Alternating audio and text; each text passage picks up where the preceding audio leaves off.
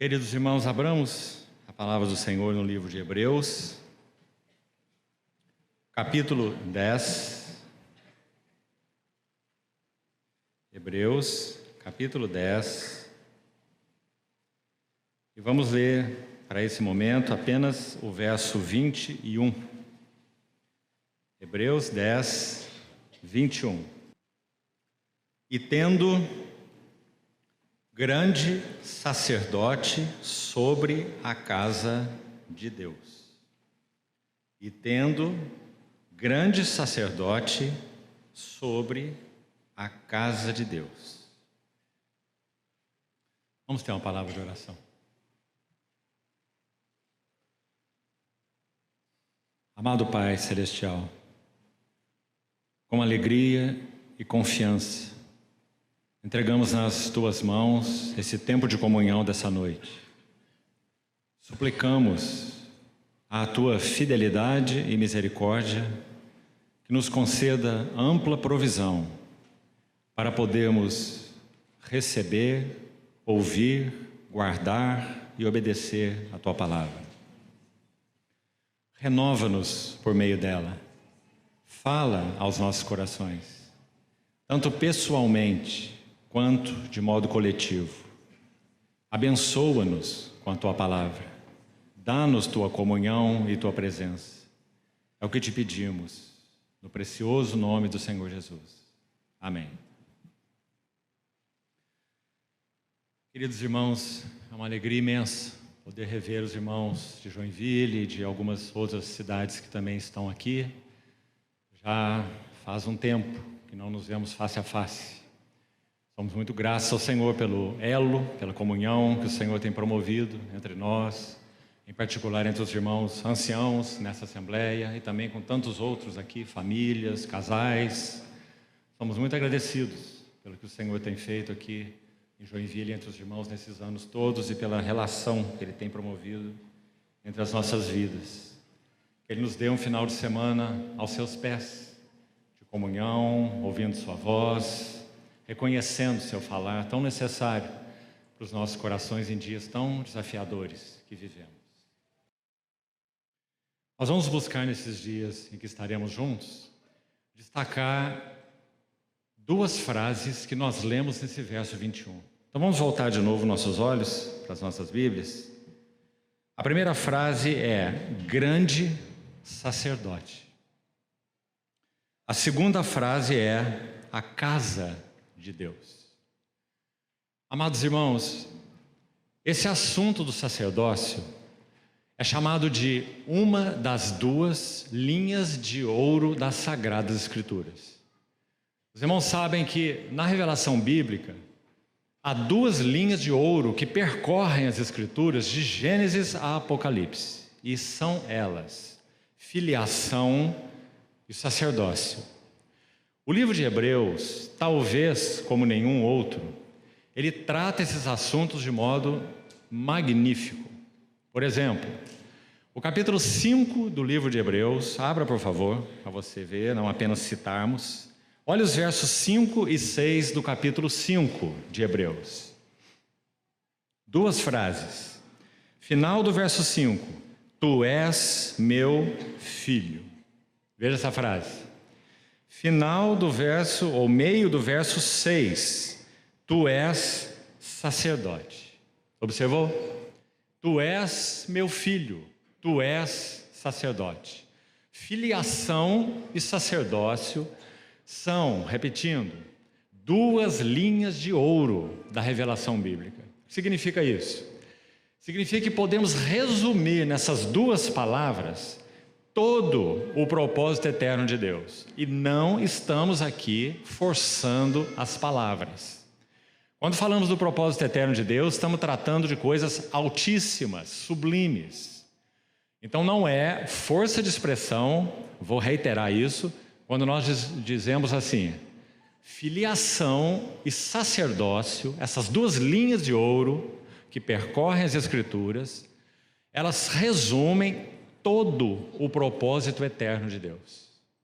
Quanto à filiação, nós não temos encargo para esse tempo de entrarmos nesse tema. é um tema muito precioso e muito extenso, assim como também o tema do sacerdócio. Deus criou o homem à sua imagem e à sua semelhança, para que a filiação e o sacerdócio fossem plenos.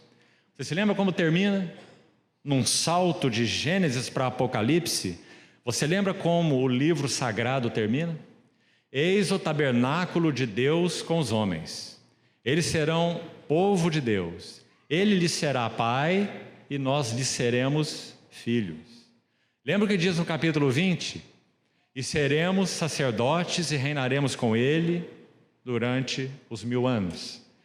Porque o Filho de Deus é filho e é sacerdote. Quando nós fomos vocacionados por Deus nesse maravilhoso chamamento celestial que tivemos, tema de Hebreus inclusive, vocação celestial, nós fomos chamados para sermos os filhos sacerdotes. Porque o filho é filho sacerdote. Em outras palavras, o Senhor Jesus é o filho amado de Deus e o servo perfeito do Pai. Então, tu és meu filho e tu és sacerdote. E quem somos nós? Os muitos filhos e os sacerdotes.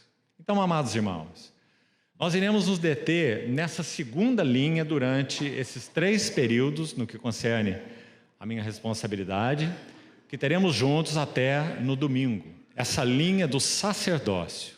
E juntamente com ela, ou nela mesmo, nós iremos agregar essa verdade preciosa também, enfática em Hebreus, só que num sentido diferente, já vou explicar isso, essa verdade da casa de Deus que você leu aí no verso 21. Nós temos um grande sacerdote, e esse grande sacerdote, ele é sobre a casa de Deus. Volte, por favor, ao capítulo 3 de Hebreus, para você ir entendendo isso melhor, ainda com uma introdução, para ir clareando alguma coisa já para os nossos corações. Capítulo 3, você sabe que dos versos 1 a 6 em particular, ele faz um contraste intenso entre Moisés e Cristo, ambos nos seus ofícios de serviço a Deus, digamos assim. Então, no verso 5 do capítulo 3, o autor de Hebreus diz: Moisés era fiel em toda a casa de Deus. Está vendo de novo aí a mesma expressão? Ele era fiel nessa casa como servo, para testemunho das coisas que haviam de ser anunciadas, ou uma tradução talvez mais interessante desse termo seria: coisas que haviam de ser ditas. Porque o livro abre, o livro de Hebreus, dizendo: se Deus falou outrora muitas vezes e de muitas maneiras aos pais pelos profetas, nesses últimos dias ele nos falou no Filho. A expressão original é em um filho, que não apenas é um mensageiro da parte de Deus, como é um profeta, mas Deus fala através de um filho, ou seja, que compartilha com ele natureza, vida, mente e propósito. Por isso Deus nos falou definitiva e finalmente em um filho, o seu filho. Então ele contrasta Moisés, que era o servo fiel na casa, verso 5. Agora veja o verso 6.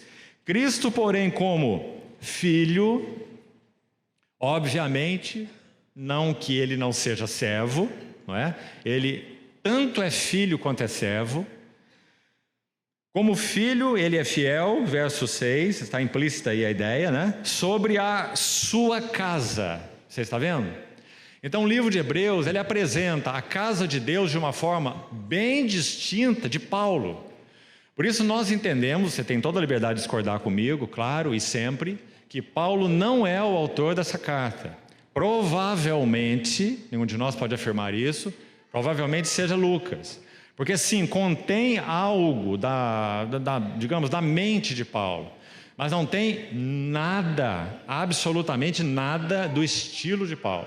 Se qualquer um dos irmãos aqui escreve cartas ou escrevia cartas, só os antigos aqui faziam isso, a carta é uma descrição de quem você é o seu estilo, aquelas palavras, aquelas expressões, aquela ortografia, aquela maneira de compor as frases, é o seu estilo, a carta é você. não é? Então, não há o estilo de Paulo em Hebreus, absolutamente, mas há o estilo de Lucas. E há um inúmero de palavras que só aparecem no Novo Testamento, em Hebreus, Atos e o Evangelho de Lucas. Você vê que são evidências interessantes, não é? Que nos fazem entender que possivelmente Lucas seja o instrumento humano para a autoria de Hebreus. Agora, ele era um companheiro íntimo de Paulo.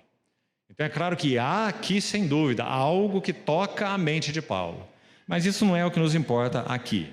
O que nos importa é que a apresentação da casa de Deus, segundo Hebreus, é muito distinta do que Paulo apresenta. Paulo coloca ênfase no corpo de Cristo, sobretudo, não é? Assim como João põe ênfase na família de Deus, você sabe, e Pedro põe ênfase no templo espiritual, o templo do Espírito, no qual as pedras vivas, 1 Pedro capítulo 2, são edificadas juntas para ser um santuário, um templo ao Senhor. Então Pedro põe ênfase no templo de pedras vivas, João põe ênfase na família de muitos filhos e Paulo põe ênfase num corpo de muitos membros. Compreendeu? Essas são as ênfases dos três principais autores do Novo Testamento. Mas o livro de Hebreus é distinto de todas as três. Ele tem algo importantíssimo a nos dizer sobre a casa de Deus, mas não é como corpo, não é como templo e nem é como família. Nós vamos ver. Então ele vai apresentar a relação do grande sacerdote, que é o filho, como já vimos aí, Hebreus 3,6, e esse filho está sobre a sua casa, a qual casa somos nós. Então estamos até aqui reforçando a beleza dessa ênfase, porque é aí que nós vamos caminhar. O filho hífen, sacerdote, o filho sacerdote, tu és meu filho, tu és sacerdote para sempre, sobre a casa de Deus. E vamos buscar ver algo, tanto sobre o filho, não há assunto de meditação mais glorioso, o filho, e algo sobre a casa de Deus, dentro do que for possível, em 3 sessões, é claro. Por que faremos isso? Amados irmãos, são vários motivos. Deixe-me citar alguns, para que fique claro porque o Senhor, entendo, tem colocado esse encargo em meu coração para esse tempo, nesse encontro. Alguém já disse assim: se nós temos nos cansado de recomeçar, há uma solução. Nós devíamos começar a pensar em parar de desistir. E o tema de Hebreus é exatamente esse. Hebreus, em outras palavras, está dizendo: pare de desistir. Prossigamos, prossigamos, prossigamos. Se retroceder, nele não se compraz minha alma. Nós, porém, não somos dos que retrocedem para a perdição. Somos, entretanto, da fé para a conservação ou a preservação da alma. Tendes, ainda no capítulo 10, tendes necessidade de, agora vai aqui uma das palavras mais importantes de Hebreus, perseverança. Tendes necessidade de perseverança, para que, havendo feito a vontade de Deus, alcanceis a promessa. Porque dentro de pouco tempo aquele que vem virá e não tardará. Mas o meu justo viverá pela fé. Paulo cita o justo viverá pela fé em Romanos e em Gálatas. Se você conhece bem os 2 livros. Só há 3 citações desse texto de Abacuque no Novo Testamento. Meu justo viverá pela fé. Romanos, Gálatas e Hebreus. No que elas diferem? Em Romanos e Gálatas não diferem em nada. As 2 citações têm a ver com a justificação pela fé. Romanos e Gálatas. Mas Hebreus é completamente diferente. Hebreus, quando cita Abacuque, o meu justo viverá pela fé, ele não está falando da fé que justifica o ímpio, como é o tema de Romanos e Gálatas. Ele está falando da fé pela qual o justo vive e corre a carreira cristã, e permanece, e persevera, e prossegue. Por isso está assim no capítulo 10. Tendes necessidade de perseverança, para que, havendo feito a vontade de Deus, alcanceis a promessa, porque aquele que vem virá e não tardará, todavia o meu justo viverá pela fé. Está vendo? Então a menção desse texto de Abacuque em Hebreus difere de Romanos e Gálatas. Porque o tema de Hebreus é a glória da jornada cristã. A glória da carreira cristã. Então, meus amados irmãos, que tenhamos pela graça e bondade do nosso amado Senhor um final de semana em que possamos ser encorajados, renovados, e que o Espírito Santo encontre lugar nos nossos corações para abolir, quem sabe, isso seria maravilhoso, maravilhoso para nós, abolir essa reincidência, quem sabe, em caminhos que não conferem com o Senhor, que fazem com que sempre nós tenhamos que recomeçar. Me permitam repetir a frase que eu citei. Se temos nos cansado de recomeçar, a solução é começarmos a pensar em parar de desistir, mas em prosseguir.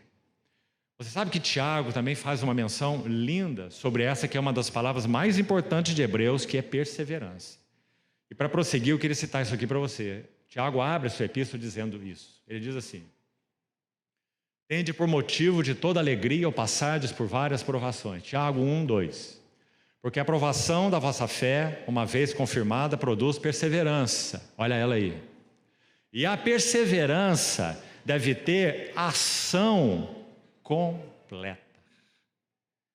Não é perseverar um dia e não outro dia, uma semana e não outra semana, um mês e não outro mês, um ano e não outro ano.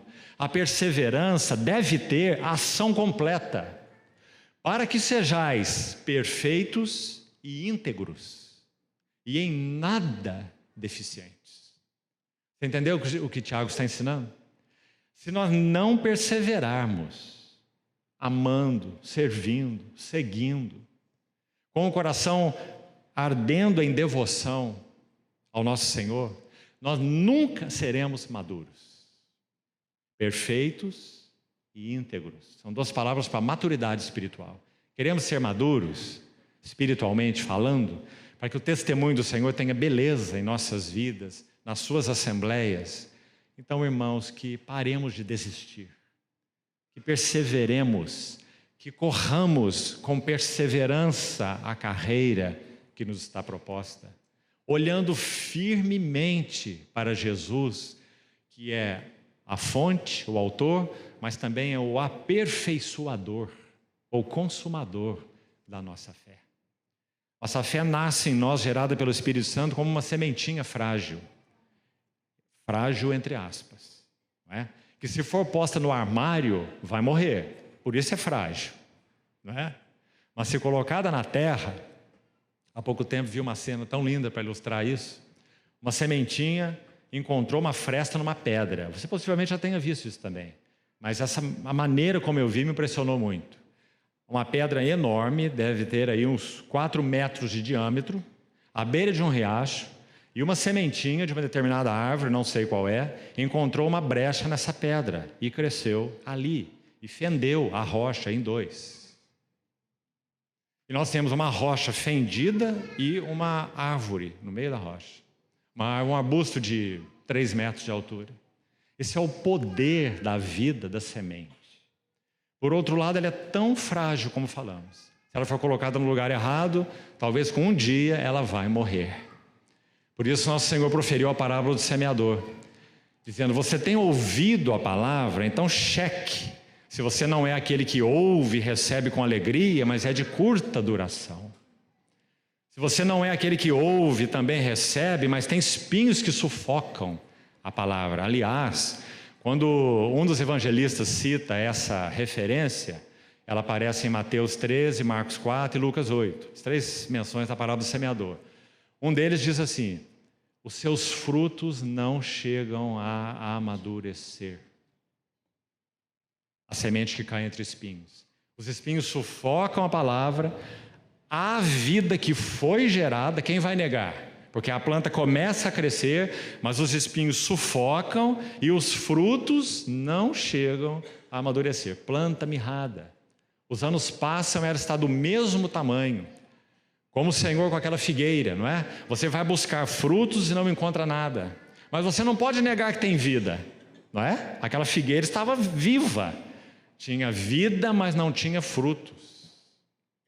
Então, amados irmãos, aqui está uma epístola que entra como uma cunha na nossa vida cristã, para nos ajudar, quem sabe, a entender, se ouvirmos bem o Senhor, se ouvirmos bem o Espírito, no livro de Hebreus, a entendermos por que, quem sabe, temos sido infrutíferos.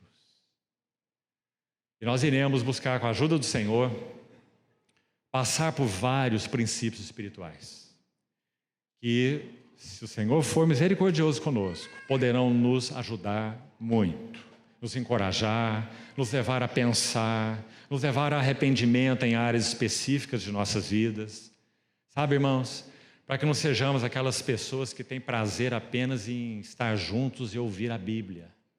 Reuniões, conferências, encontros anuais, agendas, né? Encontros e mais encontros. Mas que sejamos aqueles que recebem a palavra no seu coração. Conversando com o irmão hoje, ele disse assim, que disse para alguns irmãos na assembleia onde ele reúne, escute isso, uma assembleia que tem feito um encontro anual de um determinado grupo de irmãos dentro de uma assembleia, determinada categoria de irmãos dentro de uma assembleia. Então ele disse assim para eles, será que não estava na hora de nós pararmos de ter encontros anuais e então começarmos a praticar a palavra que ouvimos no último encontro, para só então depois promovermos um outro encontro? Se nós não conseguirmos praticá-la em um ano, então no próximo ano não tem encontro, porque nós estamos devendo ainda ao Senhor aquilo que Ele nos falou. Mas nós fazemos encontros e agendas anuais, e vamos abarrotando o nosso coração de palavra, mas nosso coração está tão distante da prática, da realidade, da vivência, de tudo isso. Mas a agenda está cheia. Chega dezembro, nós estamos assim de olho na praia, porque não aguentamos mais, muitas vezes, não é? Então, amados irmãos, precisamos rever essas coisas, porque parece que elas estão longe da normalidade.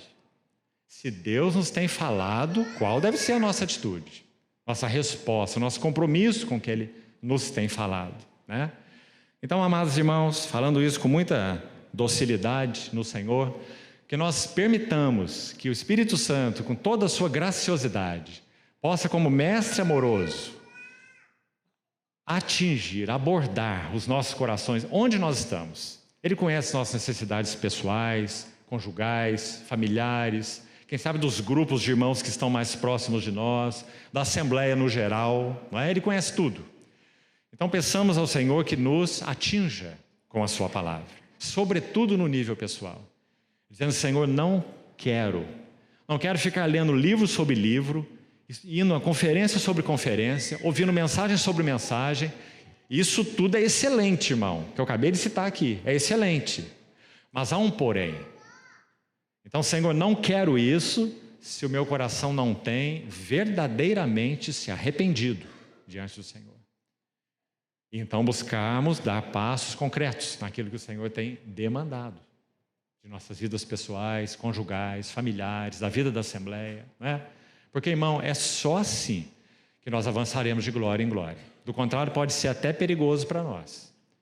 Contentarmos com ensino, doutrinas, eu já li, eu já ouvi, eu conheço, tenho bagagem, tenho experiência, mas a vida continua mirrada, o testemunho continua infrutífero, não é? O caráter não está sendo moldado, então é claro que precisamos rever essas coisas. Nós não somos praticantes de filosofia, né?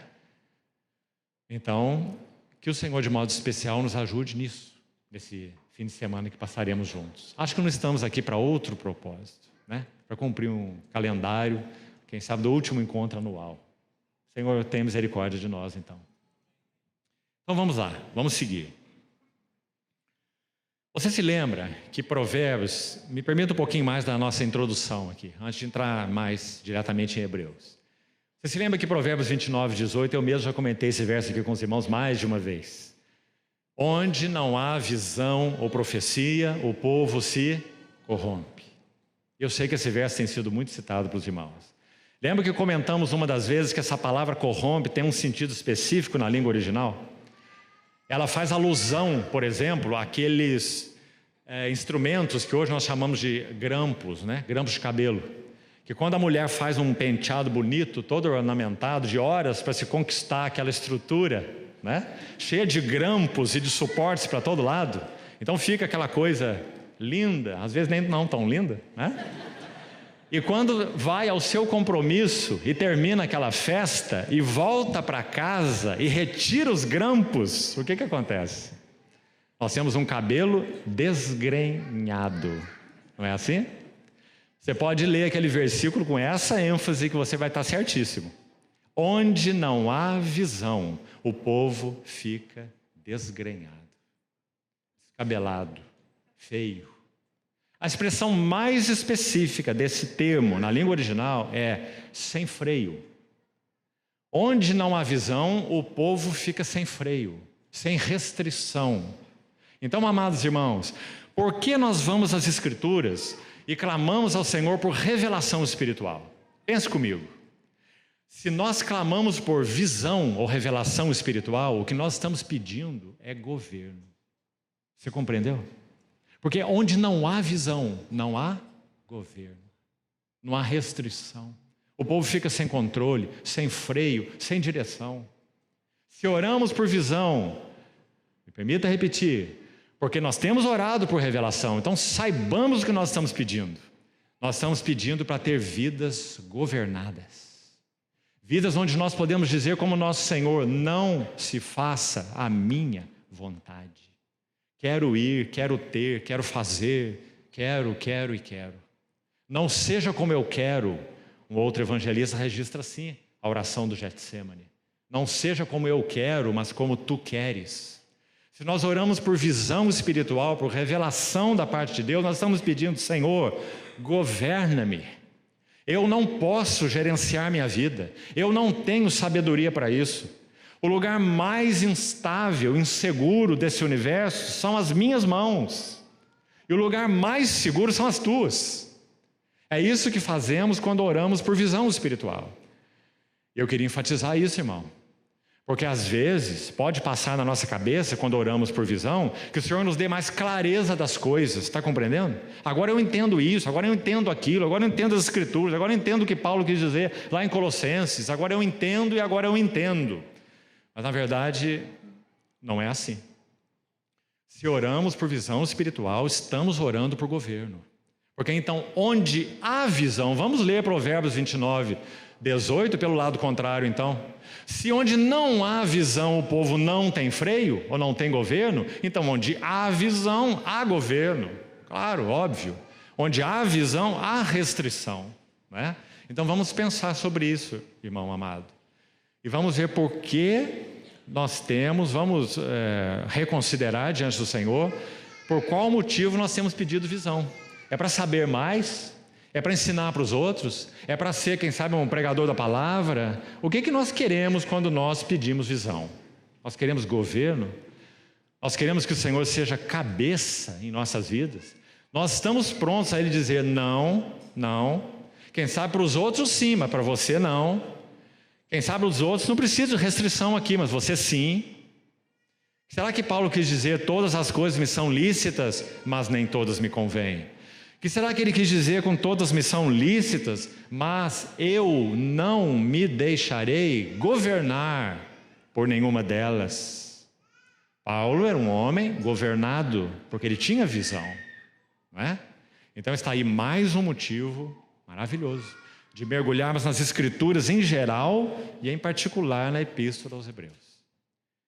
Porque, irmão, ela é a carta sobre a jornada cristã.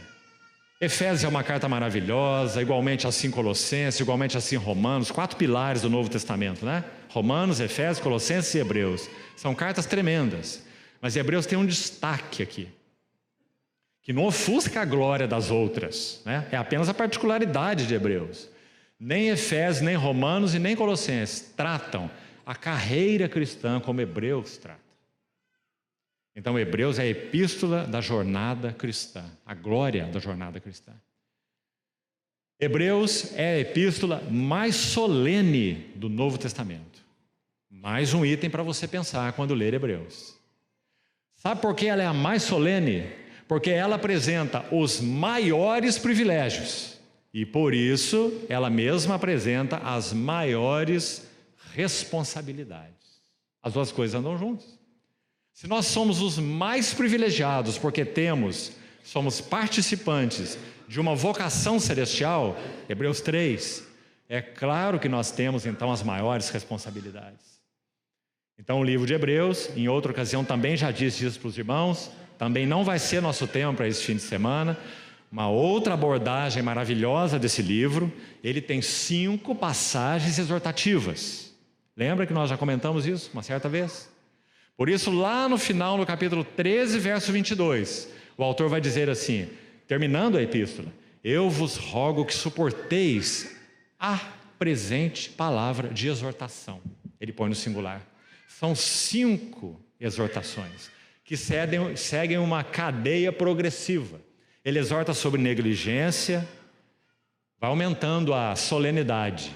Ele exorta sobre negligência, o perigo da negligência, incredulidade, apostasia, pecado voluntário e indiferença. 5 degraus, 5 exortações. O autor de Hebreus coloca tudo em uma única exortação, em 5 fases, em 5 etapas. Porque o livro quer nos ajudar a entender a glória da carreira cristã. Então ele vai colocar essa questão do prêmio, da herança, são palavras usadas em Hebreus, né? Herança é uma palavra forte em Hebreus, uma das mais importantes. Cita o exemplo de Esaú, diz que Esaú foi um profano, você se lembra? Por um repasto, ele vende o direito de primogenitura. Que importante, irmão, está falando para nós. Me permito afirmar com toda humildade algo para você aqui. São poucos irmãos que compreendem a epístola aos Hebreus. A maioria dos chamados, e falo aqui com respeito, a maioria dos chamados teólogos reformados tem muita dificuldade com a epístola aos Hebreus. Porque para você compreender bem Hebreus, você tem que diferenciar o que é ser regenerado do que é o prêmio que o Senhor tem colocado diante de nós, ou a herança. Se você não diferenciar essas coisas, você não vai entender Hebreus. Ser regenerado, ser filho de Deus é uma coisa. Receber herança da parte de Deus é outra coisa. Deixe-me citar Paulo nesse tópico. Romanos 8, 17. Paulo diz assim: se somos participantes dos sofrimentos de Cristo, seremos participantes da sua glória. E ele diz isso com essas palavras: se somos filhos, nós somos também herdeiros. Ponto final? Ele põe um ponto final aí? Não. Ele diz: herdeiros de Deus e co-herdeiros com Cristo. Se. Há uma condição aqui. Se com Ele sofrermos, para que também com Ele sejamos glorificados. O que ele está dizendo? Que aqueles que receberão herança, os filhos que receberão herança, serão aqueles que perseverarem fiéis e que correrem a carreira de maneira digna do Senhor. Se com Ele sofrermos, para que também com Ele sejamos glorificados. Então, amados irmãos, creio que essas coisas precisam entrar de novo no nosso coração. Isso foi verdade para alguns irmãos do passado e norteou a vida deles de uma maneira tão maravilhosa. Nós já somos os filhos de Deus, mas nós fomos chamados para sermos os herdeiros de Deus e co-herdeiros com Cristo. A glória que Ele revelará na sua vinda será uma glória da qual participará em distintos níveis aqueles que em distintos níveis desenvolveram a sua salvação. Por isso, Paulo vai exortar assim os filipenses: desenvolvam, operem a palavra ali, a vossa salvação com temor e tremor. Você vê, irmão? Tão importante. Não tem a ver com perda de salvação. Respeito se você entende assim. Ah, nenhum problema, né? Mas não é assim que vejo. Não está envolvido perda de salvação.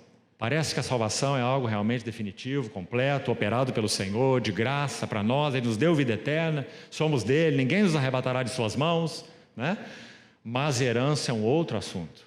E o livro de Hebreus está edificado sobre herança. Filhos, servos, herdeiros. Por isso, tende cuidado, irmãos. Palavras desse livro. Por isso, temamos que, sendo nos deixada a promessa de entrar no descanso, suceda parecer que algum de vós tenha falhado. Esforcemo-nos por entrar naquele descanso, para que ninguém caia, segundo o mesmo exemplo de desobediência. Não haja entre vós nenhum impuro ou profano, como foi Esaú, que por um repasto vendeu o seu direito de primogenitura. Examinando essa palavra profano, muito interessante. Eu vou concluir aqui minha introdução para a gente seguir. Quando o autor de Hebreus usa profano, essa palavra no latim, examine para você ver, profanum é a palavra no latim. Ela tem uma ideia muito interessante.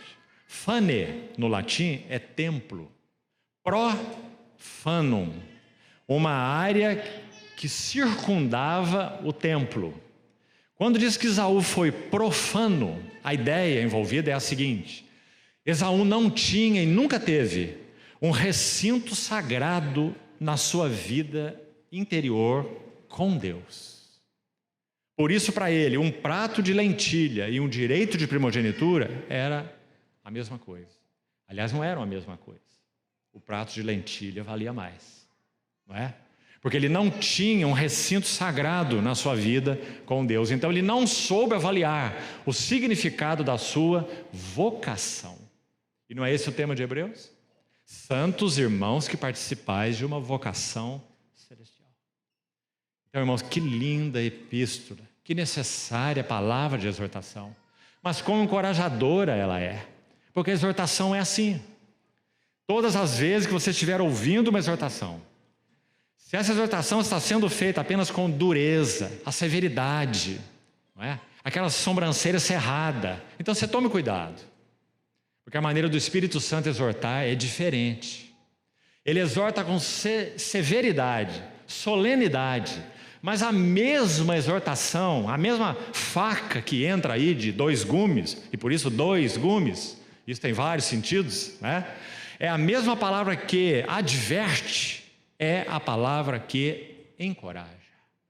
Sempre assim, irmão. O Espírito Santo nunca nos aplasta. Compreende o que isso quer dizer? Ele sempre nos fala de modo sóbrio, sério, porque afinal de contas, amados irmãos, estamos tocando coisas santas. Uma herança celestial, uma vocação celestial, um reino, um chamado, o mais sublime. Como essas coisas não poderiam ser solenes, não é? Mas por outro lado, ele conhece a nossa estrutura e sabe que somos pó. Por isso, nesse mesmo lindo livro, você vai ver as mais solenes exortações e os mais lindos encorajamentos.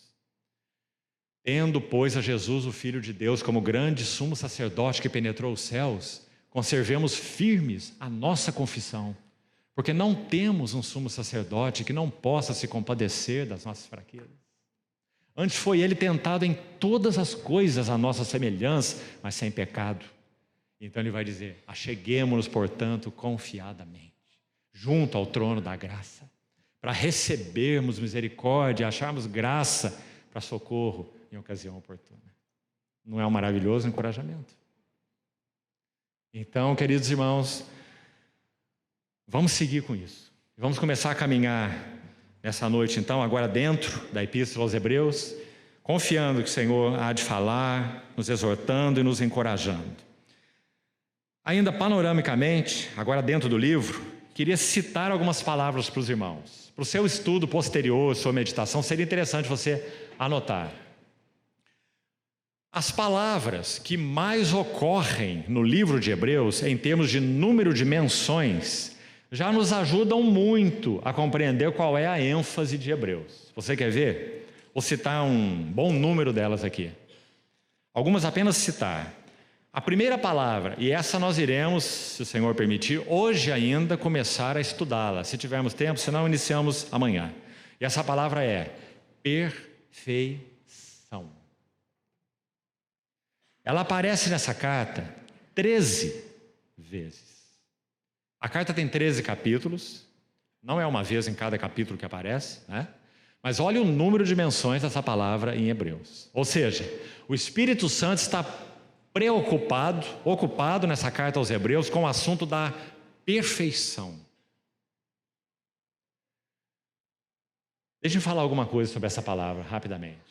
Quando Paulo a usa em Filipenses, se você quiser, Filipenses 3, versos de 10 a 14, Filipenses capítulo 3. Escute algo importante aqui. A palavra perfeição na Bíblia, ela apenas em um sentido se aplica à perfeição sem pecado. E quando ela é usada para a perfeição sem pecado, ela não é e nem poderia ser usada a perfeição sem pecado nesta vida, porque isso é impossível. Perfeição sem pecado nesta vida que ainda vivemos é impossível. Então, essa palavra perfeição na Bíblia é usada em alguns sentidos. Deixa eu citar exemplos. Sermão do Monte. Nosso Senhor fala que o Pai Celestial faz nascer o seu sol sobre maus e bons e vir chuva sobre justos e injustos. Não é assim? Então ele diz: sede vós perfeitos,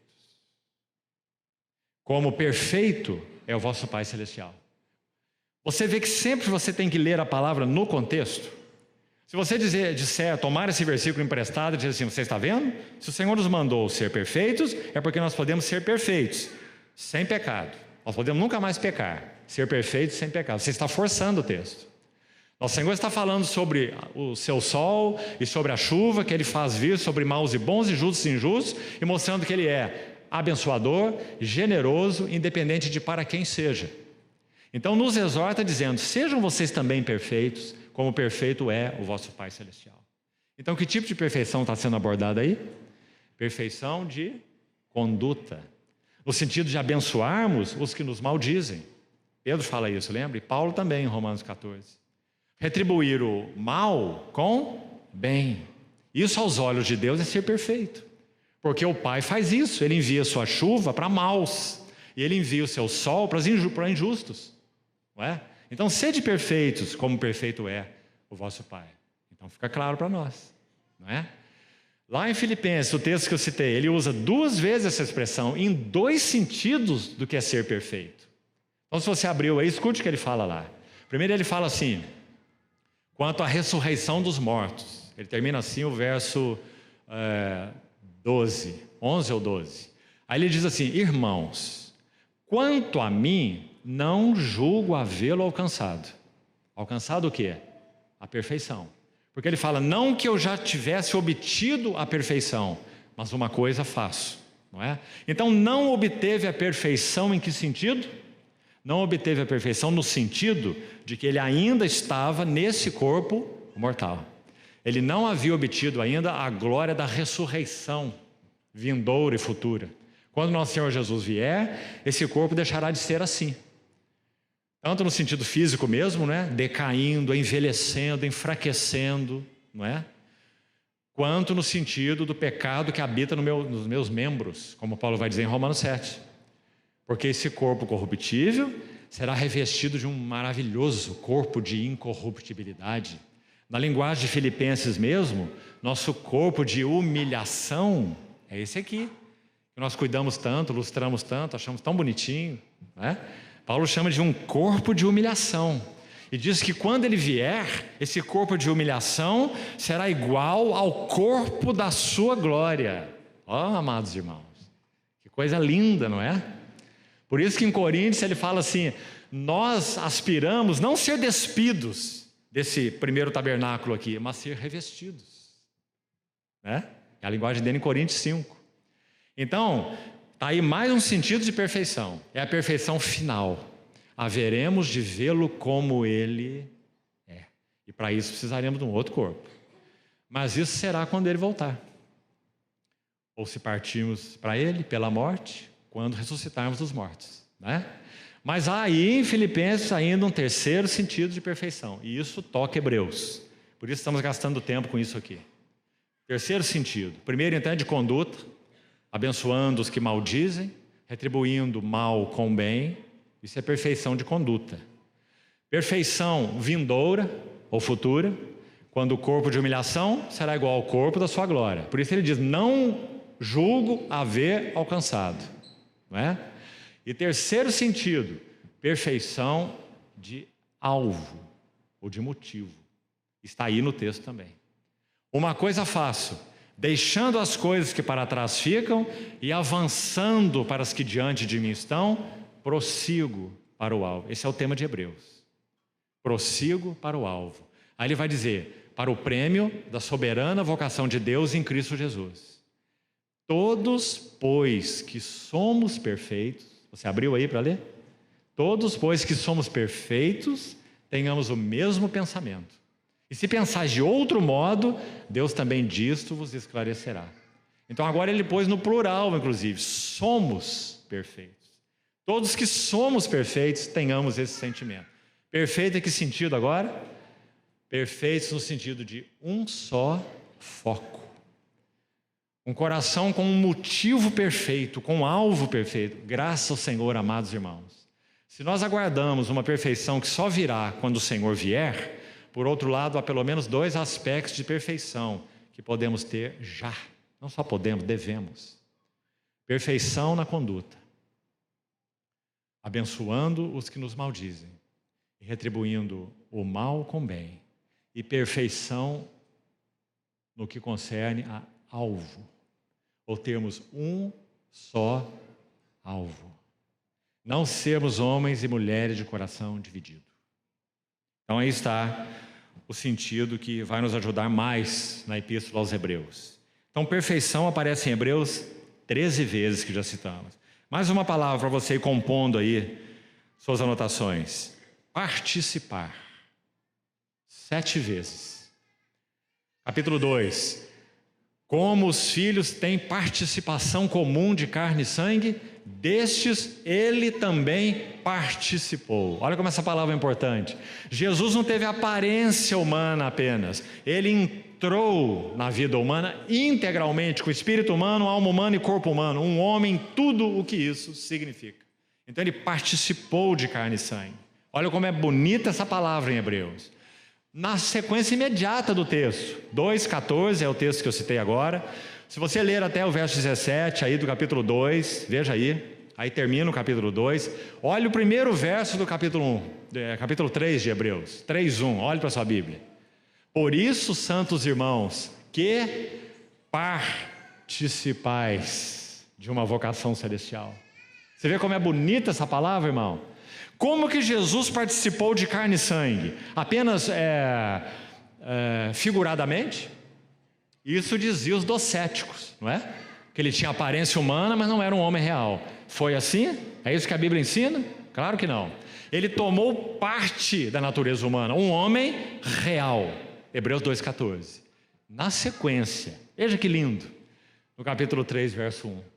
Ele tomou parte da natureza humana real para que nós participássemos de uma vocação celestial real. Porque há um homem nos céus agora, no trono da majestade nas alturas, e ele é âncora da alma, segura e firme, e que penetrou além do véu. E ele está conduzindo muitos filhos à mesma glória, porque nós participamos de uma vocação celestial.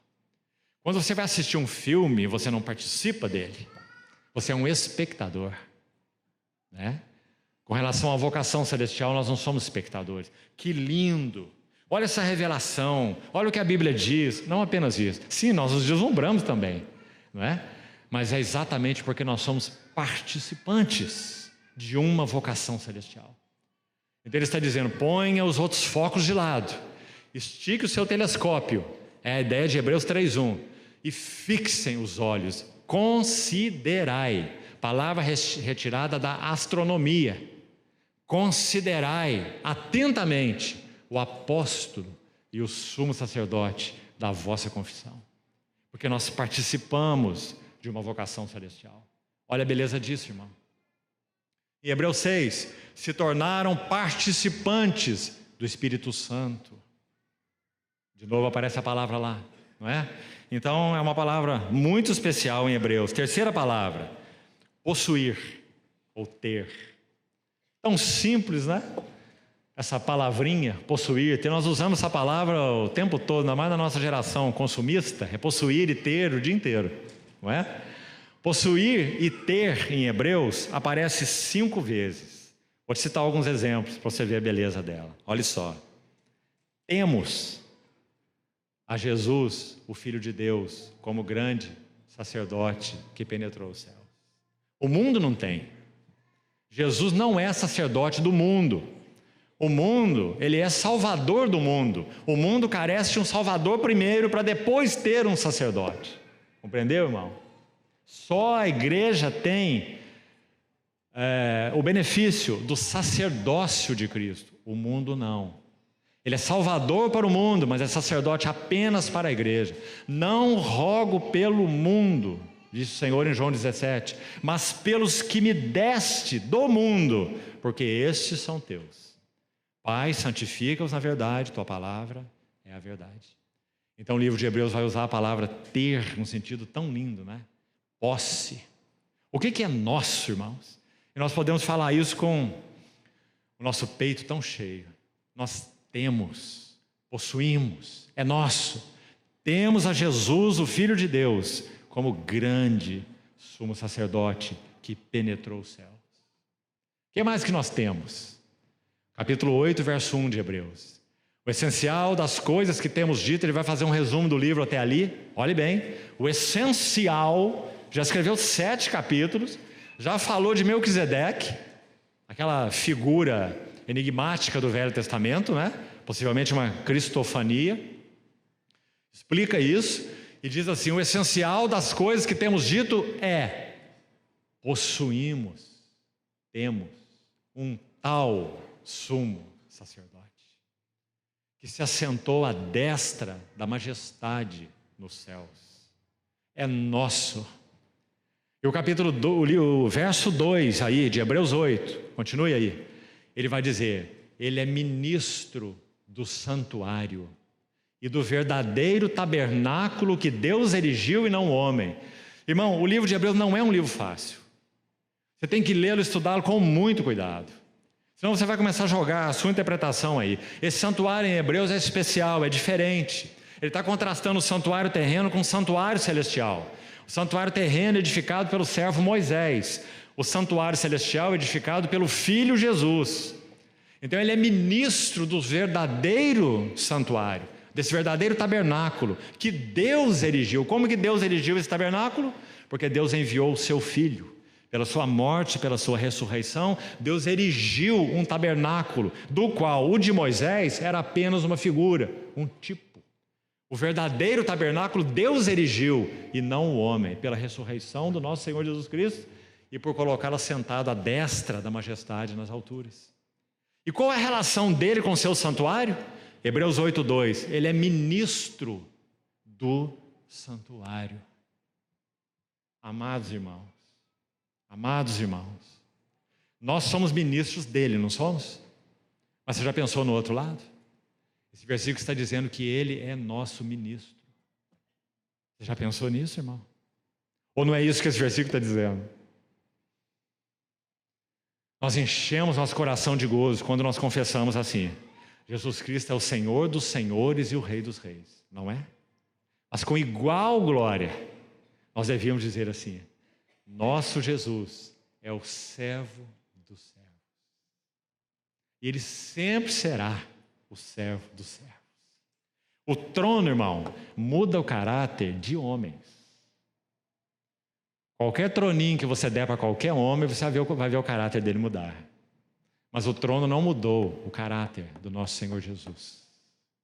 Quando ele se assentou à destra do trono, da majestade nos céus, ele continuou sendo o que ele sempre, na verdade, foi: o mais sublime dos servos. O servo dos servos. Quando ele conta uma parábola em Lucas 12, acho que você conhece a parábola chamada do servo vigilante. É dito que aquele rei sai para as festas, e quando ele volta para sua casa e encontra ali o mordomo fiel e prudente, como o Senhor usou a palavra para explicar essa palavra. Quem é, pois, o mordomo fiel e prudente? É dito que quando ele volta para sua casa e observa o serviço dos seus servos, então se os seus servos forem fiéis, ele os colocará assentados à mesa. É o Senhor que está falando essa parábola, não é? Ele que a idealizou, ele quer nos ensinar algo. Então ele está dizendo, ele preparará para eles lugar à mesa e cingindo-se, sabe quem é que se cinge? É o servo. Coloca os seus servos assentados à mesa, ele se cinge e os servirá. Palavras do Senhor em Lucas 12. Você já pensou nessa cena, irmão? Para nós, quando Ele vier, nós nos curvaremos, nós o adoraremos, porque Ele é o Senhor dos senhores e o Rei dos reis. Mas sabe o que mais nós descobriremos? Que Ele continuará nos servindo, com sua revelação, com sua graça, com seu suporte, com seu Espírito. Estaremos diante dele, sendo servidos por Ele, por toda a eternidade. Ele nos dará mais do seu conhecimento, mais da sua revelação, mais do seu amor, mais da sua bondade, mais do seu caráter. Ou você acha que a eternidade vai ser estática? Não será, irmão. Será dinâmica. Os seus servos o servirão, porque contemplarão a sua face. Nós o serviremos porque Ele nos servirá. Ele nos mostrará a sua face. E nós prosseguiremos conhecendo, amando, servindo e também servindo uns aos outros. Nós estamos só treinando isso aqui. Que estejamos bem preparados, porque esse serviço nunca se encerrará, nem a Ele e nem uns aos outros, por toda a eternidade. Estamos apenas na escolinha, aprendendo a fazer essas coisas. Então, temos 5 vezes, celestial e céu, 15 vezes. Você está vendo que Hebreus é um livro celestial, não é? Celestial e céu, 15 vezes, nesse livro. Vocação celestial, penetrou os céus, e muitas expressões, sim. A palavra eterno, 14 vezes. São as chamadas palavras-chave de Hebreus. E olhe para cada uma delas para você ver como você vê a carta toda nessas palavras. Perfeição, participar, possuir, celestial, eterno. Esse é o assunto de Hebreus. Então, eterno 14 vezes, eterna salvação, espírito eterno, eterna redenção, eterna herança, eterna aliança. Todas são expressões de Hebreus. Tudo em Hebreus é eterno. Mais uma palavra, superior. Ou, algumas versões, o tradutor usou o termo melhor. Superiores promessas, por exemplo, ou melhores promessas, como algumas versões traduzem. Então, essa palavra superior, 13 vezes.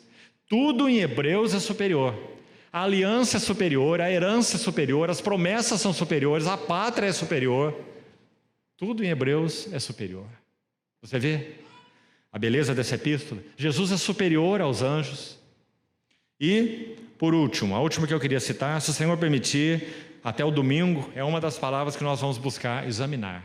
E é exatamente a palavra sumo sacerdote. Irmão, essa é uma particularidade linda de Hebreus. Digamos que Hebreus é o livro sobre o sumo sacerdócio de Cristo. Vou te dizer uma outra coisa ainda importante. Nós não saberíamos, escute bem por favor, nós não saberíamos exatamente tudo que Jesus está fazendo no trono, à destra da majestade dos céus, se nós não tivéssemos o livro de Hebreus. Nós saberíamos que Ele reina. Paulo fala em Coríntios, convém que Ele reine, até que ponha todos os seus inimigos por estrado dos seus pés. Nós saberíamos algumas coisas, mas nós saberíamos muito pouca coisa. Nós realmente sabemos o que o Senhor está fazendo hoje, assentado no seu trono, por causa do livro de Hebreus, que tem ênfase no sumo sacerdócio de Cristo. Então, a palavra sumo sacerdote aparece no livro de Hebreus se referindo a Cristo, preste atenção, porque então ela vai aparecer mais vezes do que isso, mas às vezes se refere ao sumo sacerdote do Velho Testamento. Então vamos dar o número de menção apenas que se refere a Cristo, como sendo o sumo sacerdote. São 10 menções, se referindo exclusivamente a Jesus. Ou seja, Hebreus é o livro do santuário celestial, do sumo sacerdote celestial, da intercessão celestial, da pátria celestial, da herança celestial. Esse é o livro de Hebreus.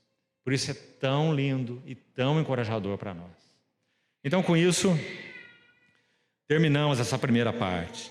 Nós só temos mais alguns minutos para dar mais um passozinho e precisamos aproveitá-lo então. Vamos entrar, não vamos poder concluir, nós vamos entrar nesse tema primeiro, perfeição no livro de Hebreus. Então vamos lá. Vamos procurar dividi-los de duas maneiras, darmos 2 passos nesse tema perfeição aí. Você se lembra então que a palavra aparece 13 vezes no livro de Hebreus. E vamos dividir assim. Primeiro, como que o livro de Hebreus apresenta o sumo sacerdote perfeito, ou a perfeição de Cristo como sumo sacerdote. Por outro lado, o que o livro de Hebreus tem a nos dizer sobre a nossa perfeição, ou termos sido chamados para essa perfeição. Então, a perfeição quanto a Cristo e a perfeição quanto a nós. Então, abra por favor aí, no capítulo 2, verso 10, vamos ler 2 versículos. Capítulo 2 e capítulo 5, versos 8 e 9. Capítulo 2, verso 10, aí está uma das 13 menções dessa palavra, como já citamos. Diz assim: porque convinha que aquele por cuja causa e por quem todas as coisas existem, conduzindo muitos filhos à glória, aí está a palavra, aqui é apresentada conjugada, né? Numa conjugação, aperfeiçoar-se, ou tornar-se perfeito, né? A quem esse versículo se refere? Aperfeiçoar-se por meio de sofrimentos o autor da salvação deles. Óbvio que não há nenhuma dúvida que esse versículo se refere ao nosso Senhor, dizendo que Ele foi aperfeiçoado. Então, como dissemos, para efeito didático, o Senhor nos ajude aí, separamos esse assunto de perfeição em 2, vamos ver algo da perfeição quanto a Cristo e da perfeição quanto a nós. Nesse primeiro ponto, quanto a Cristo, vamos meditar um pouco no significado desse Cristo ser aperfeiçoado. Que coisa bonita é essa, irmão? Pense comigo. Às vezes, pode não ser a sua ideia, mas ela é muito comum, nós imaginamos que quando esse Filho eterno é gerado, não criado, gerado no ventre da Virgem, por obra do Espírito, desde que ele era ali um embrião, ou um feto, ele como que recebeu no seu cérebro, coloquemos assim, para tentar explicar a ideia, como que um software. E naquele software ele tinha todas as informações. Então, digamos, ele era um bebê sobrenatural. Ele nasceu conhecendo toda a vontade do Pai, todos os caminhos do Pai. Né? E às vezes imaginamos o Senhor assim. Irmão, é uma das ideias mais equivocadas que podemos ter sobre Cristo. Lucas se preocupa tanto com isso, sendo um médico, inclusive, além de inspirado pelo Espírito Santo, que ele vai dizer que o Senhor crescia em graça, ele crescia em sabedoria, assim como crescia também em estatura. Se ele tivesse essa capacidade que nós acabamos de citar, ele não precisava crescer em nada. Ele já tinha tudo dentro de si, era só fazer a leitura daquilo que já estava impresso lá nesse, entre aspas, software. E tem mais, ele não precisava orar. Para que orar? Para conhecer a vontade de Deus? Mas ele já conhece tudo sobre a vontade de Deus. Para que jejuar? Para que orar? Como escolher pessoas com quem ele iria contactar? Né? Consultando também o seu registro interno, né? O seu HD. Agora é hora de ir para Samaria, que tem uma mulher lá no poço me esperando. Isso não é um homem, irmão, isso é uma figura sobrenatural.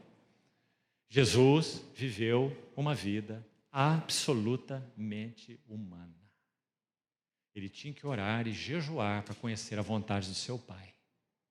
Ele tinha que passar uma noite, madrugada inteira, para então separar 12 para estarem com ele, junto dele, como Marcos vai dizer lá no capítulo 3.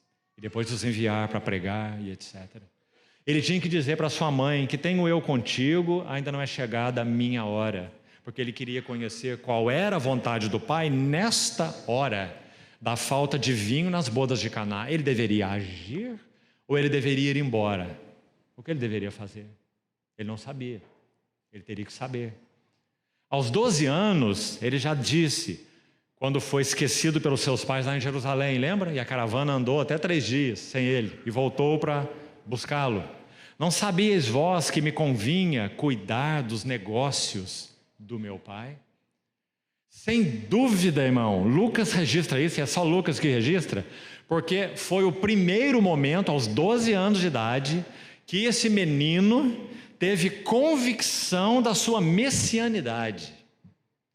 Ele não apenas era o filho de Maria, mas que ele era o Messias. A mim me convinha cuidar dos negócios de meu pai. E dos 12 aos 18, nós nada sabemos dele. Só sabemos por causa de Marcos que ele não era só filho de carpinteiro, não, que ele era carpinteiro, o carpinteiro. Então ele estava lá 6 anos na sua carpintaria. É o que sabemos dele dos 12 até os 30 anos, 12 aos 30. Um lapso de 18 anos, né? Não dos 12 aos 18, mas dos 12 aos 30. 18 anos nós não sabemos nada. Sabemos que ele está trabalhando como carpinteiro. E aos 30 anos, sim, com a convicção plena da sua messianidade, compreendendo muito bem o tempo e a hora do seu pai, João Batista sendo preparado 6 meses mais velho do que ele em idade, para que chegasse a hora do precursor também, para que a profecia de Isaías pudesse se cumprir, não é? Você vê a beleza de tudo isso? Nada fora de tempo. Então veio o precursor ao encontro do Redentor, no tempo e na maneira e na vontade de Deus. Então ele inicia o seu ministério, porque ele é um homem. Então ele foi aperfeiçoado. Então agora podemos entender essa palavra aperfeiçoado. Então eu queria ler para você o que um irmão disse sobre isso. Muito interessante. Escute com atenção, por favor. Cristo era perfeito, perfeição no que concerne a ele. Cristo era perfeito desde o seu nascimento. Não temos dúvida, né? Ele não tinha pecado. Então, nesse sentido, Cristo era perfeito, sem pecado. Cada desejo, preste atenção, cada desejo, cada inclinação do coração dele era como deveria ser, já que ele é sem pecado. Então, como que o coração dele vai se inclinar? Não é? Ele não tem pecado que o leve a más inclinações. Ele é sem pecado. Então, cada pensamento, cada desejo e cada inclinação eram santas, porque ele não tinha pecado. Mas embora fossem santas, agora são palavras minhas, já vou continuar lendo o texto. Embora fossem santas, não eram maduras, perfeitas nesse sentido. Então o irmão vai continuar o texto dizendo assim, escute, cada desejo, cada inclinação era como deveria ser, mas somente como uma disposição ou um poder. Então Jesus tinha uma disposição santa, sempre sem pecado. Ele não tinha inclinação pecaminosa. Disposição santa, mas uma disposição. Não bastava essa disposição. Aí que está o ponto, para entendermos como que ele foi aperfeiçoado. Essas inclinações e essa disposição teriam que ser provadas por testes. Por que você acha que aos 30 anos, depois do batismo, e depois de ouvir a voz do céu, este é o meu filho, o meu amado, em quem eu tenho todo o meu prazer, ele é levado, nas palavras de Marcos, é impelido pelo Espírito ao deserto para ser tentado pelo diabo. Por quê, irmão? Porque cada inclinação, cada pensamento e cada desejo precisava ser provado pelos testes.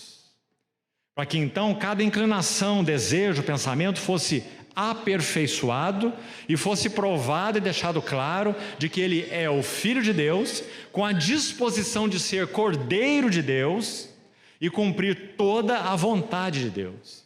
No Getsemane, a última etapa dessa batalha foi travada. Você se lembra? Qual é a oração do Getsemane? 3 vezes: não se faça a minha vontade, mas sim a tua vontade. Agora quero te fazer uma pergunta. Jesus tinha alguma vontade pecaminosa? Não. Mas ele tinha uma vontade? Tinha. E o pai dele tinha uma vontade também?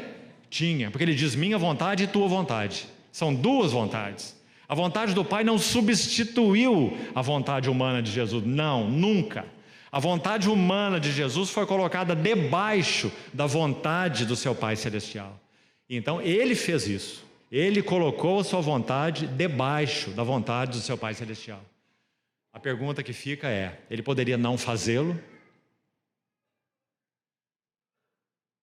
Sim, irmão, ele poderia não fazê-lo. Ele poderia do monte da transfiguração escolher a glória. Ele poderia Ele tinha os direitos, ele tinha o mérito, ele tinha as qualificações, ele já foi provado, ele já foi tentado pelo diabo, ele já teve 3 anos de ministério, por que ele não poderia ascender? Aliás, Lucas 9 sugere exatamente isso. Quando diz, ao completarem os dias em que devia ser ele assunto ao céu. Ele diz isso depois do Monte da Transfiguração. Completaram-se os dias em que devia ser ele assunto ao céu. Devia, poderia, se ele quisesse, mas o que ele preferiu? Ele preferiu descer o monte, irmão, para subir um outro monte. Que tem tudo a ver com a nossa indignidade e com a nossa salvação. O Monte Calvário. Irmão, o que o Monte Calvário tem a ver com Jesus?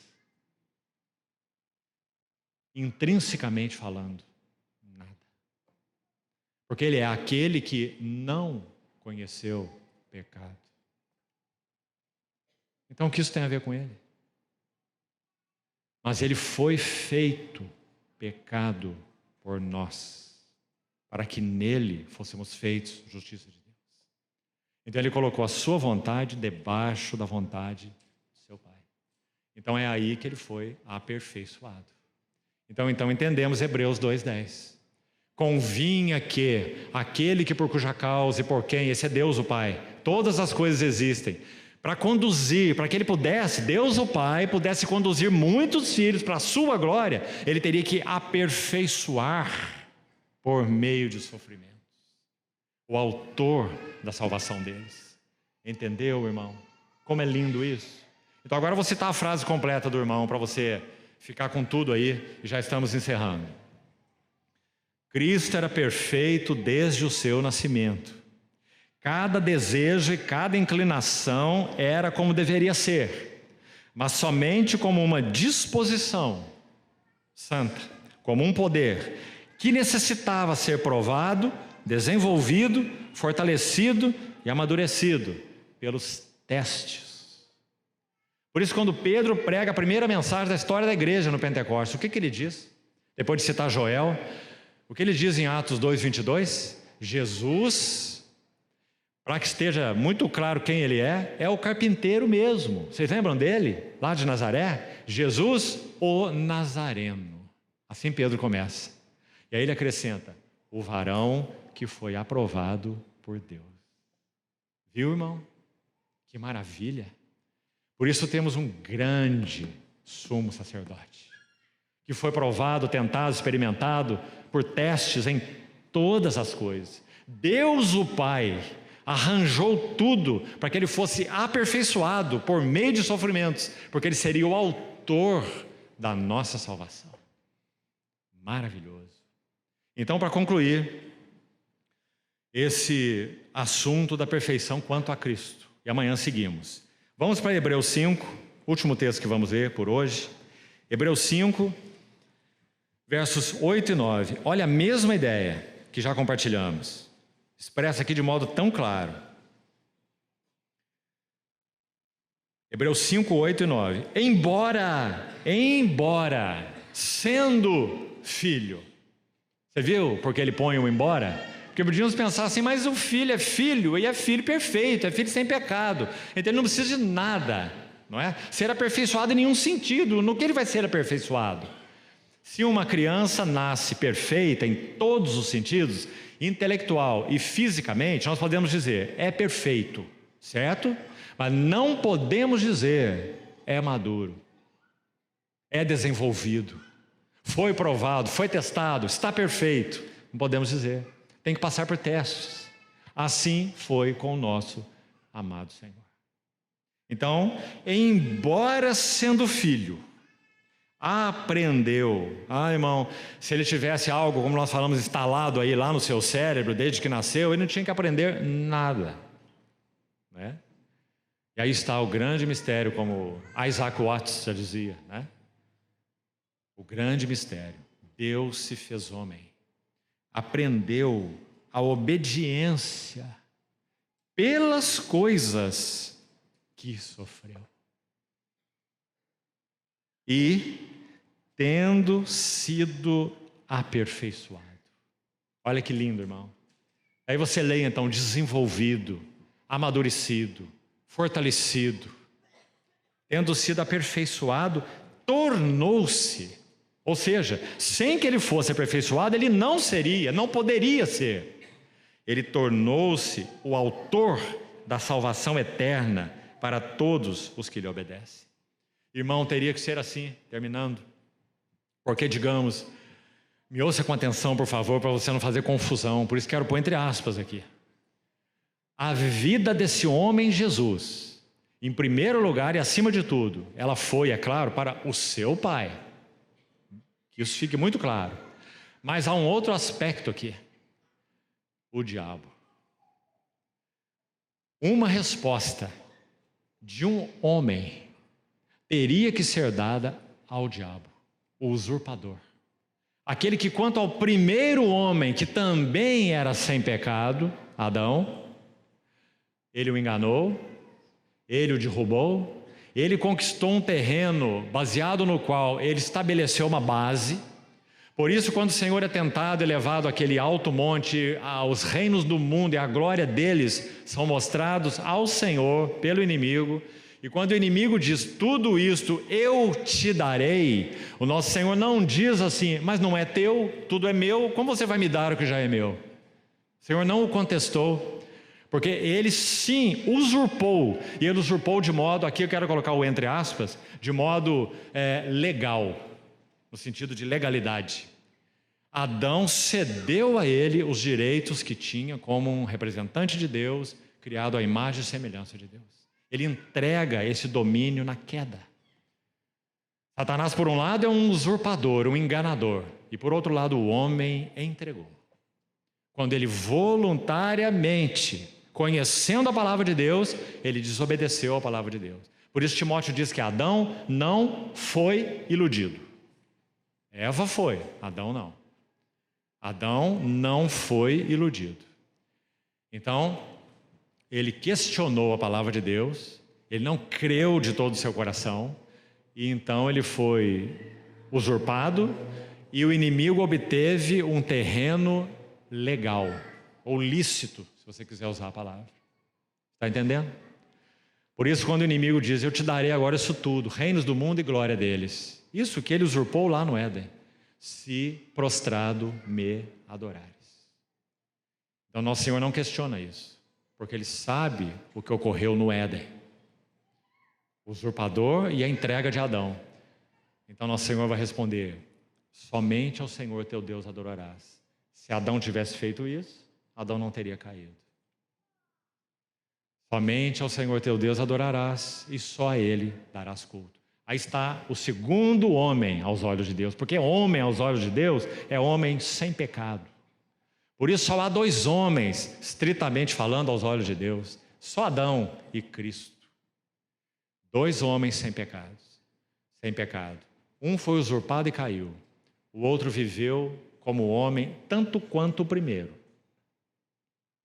E rendeu a sua vontade, e exercitou a sua obediência. E viveu uma vida de profunda dependência, porque escolheu fazer assim. E tendo sido aperfeiçoado, tornou-se o autor da salvação eterna para todos os que lhe obedecem. Que grande sacerdote nós temos sobre a casa de Deus. Então, amados irmãos, esse é o primeiro aspecto da perfeição mencionado no livro de Hebreus, é a perfeição quanto a Cristo. Então vamos guardar, você viu em 2 versículos, capítulo 2 e capítulo 5, e vamos meditar nesse tema do nosso Senhor Jesus ter sido aperfeiçoado. Sabe por que é tão importante? Não é por efeito teológico, não é. É por efeito devocional. Porque então nós saberemos que nós estamos diante do trono da graça de alguém que foi, sim, aperfeiçoado por meio de sofrimentos. Que foi tentado e testado em todas as coisas à nossa semelhança. E que não há nada que compartilhemos com Ele, que Ele não tenha misericórdia para nos compreender, mas mais que isso, não tenha graça para nos suprir. Porque é isso que Ele tem no seu santo trono. Porque Ele foi testado em todas as coisas à nossa semelhança. Amanhã, então, se o Senhor permitir, nós vamos ver essa perfeição no que concerne a nós. E vamos buscar encerrar esse primeiro quadro para podermos partir para o segundo, o sumo sacerdote. E vamos ver a beleza da apresentação de Hebreus, única, só Hebreus faz isso, do grande sumo sacerdote. E que sejamos, amados irmãos, e permitam repetir isso para concluir, que sejamos advertidos, sejamos exortados e sejamos profundamente encorajados. Que o Espírito Santo encontre espaço em nós para que sejamos, então, assim começamos, né? Aqueles que perseveram, que deixemos de desistir, que aprendamos que perseverança forma caráter, como Tiago diz. A perseverança deve ter ação completa para que sejais perfeitos, íntegros, em nada deficientes. Nós, como cristãos, queridos irmãos, temos tantas coisas ordenadas por Deus para que esse assunto da perseverança seja forjado em nós. Você já pensou nisso? Ele estabeleceu vida conjugal, a beleza da vida conjugal. Uma escola de perseverança. Ah, irmãos, quantos têm dado coice nos aguilhões de Deus? Não é? E abandonado suas mulheres, abandonado seus maridos, quero ser feliz, etc, etc. Deus preparou essa primeira escola inigualável, tão preciosa, para que aprendamos a perseverar. Deus preparou a vida da igreja. Quantos de nós falhamos em nossos compromissos, não é? Uns com os outros, de nos servirmos, de aprendermos a ser aqueles que vestem que se cingem com a toalha, que tomam a bacia, deitam água nela, lavam os pés, independente de quem seja, do que façam com relação a nós, do que vem de lá para cá, só nos importamos com o que vai daqui para lá, como era o nosso Senhor. Nunca conseguiremos fazer essas coisas se perseverança não for forjada em nossas vidas. Tendes necessidade de perseverança, para que, havendo feito a vontade de Deus, alcanceis a promessa. Sejamos imitadores daqueles que pela fé e longanimidade, que transmite a ideia de perseverança também, constância, resistência, fé e longanimidade herdam as promessas. Hebreus 6. Então, irmão, realmente esse é um livro solene. E não nos permitamos nos enganar e misturarmos as coisas. Sou filho de Deus, sou regenerado, se sou filho, sou também herdeiro. Não pare o versículo aí, não. Nós somos chamados para participar dos sofrimentos de Cristo. Isso significa sermos suas testemunhas, sermos como Ele, podemos expressar quem Ele é, seu caráter, sua vida, sua mente, seu coração, porque se fizermos isso, com Ele reinaremos, com Ele seremos glorificados. Então me parece, irmão, que vivemos uma hora muito necessária de resgatar isso para a igreja. E acho que por muito tempo a igreja tem fugido disso por medo, por mistura, confundindo, como falamos, salvação com herança, salvação com reino, regeneração com prêmio, não é? E quem sabe com visões aí distorcidas sobre o tema. Então penso que está na hora de recuperarmos isso, particularmente segundo o ensino de Hebreus, que transmite isso de modo tão claro. Prossiga, tema, esforce-se, persevere, não seja como o impuro ou profano, achegue-se. Achegar em Hebreus, eu não citei aí, aparece no livro também 7 vezes. Amanhã, se o Senhor permitir, vamos examinar, porque vamos falar sobre a perfeição quanto a nós.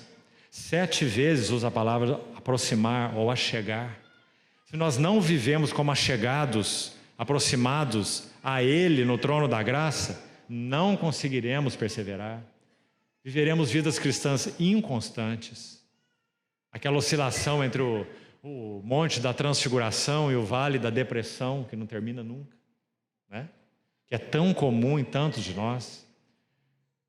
Às vezes chegamos em uma reunião e a nossa vontade é alçar voo, né? Outras vezes chegamos em uma reunião e queremos ficar lá no último banco para ninguém nem ver que nós entramos. Inconstância, tão perniciosa, amados irmãos, para nós. É letal para a nossa jornada cristã.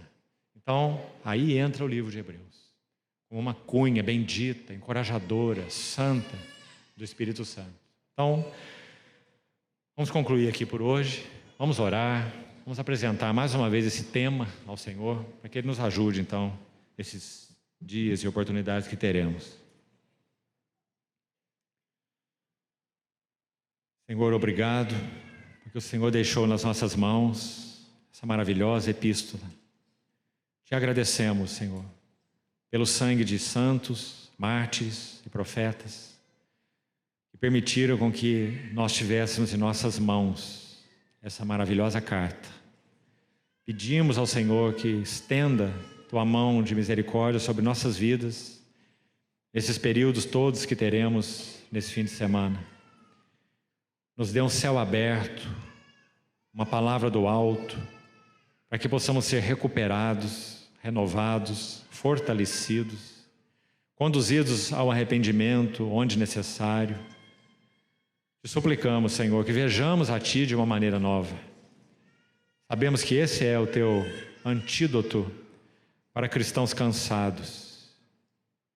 Ajuda-nos, Senhor, para que nós realmente sejamos renovados na Tua presença e possamos correr com perseverança a carreira que nos foi proposta. Ajuda-nos quanto à nossa visão, Senhor. Não nos permita ficar olhando coisas, olhando pessoas, olhando circunstâncias. Ajuda-nos a fixar nossos olhos firmes na Tua singularidade, na Tua preciosidade, na Tua beleza. Quanto somos encorajados, Senhor, por Tua glória, por Tua majestade, por quem Tu és. Ajuda-nos a não perder de vista, Senhor, essa visão. Nós assim Te pedimos, Senhor, em Teu precioso e santo nome. Amém.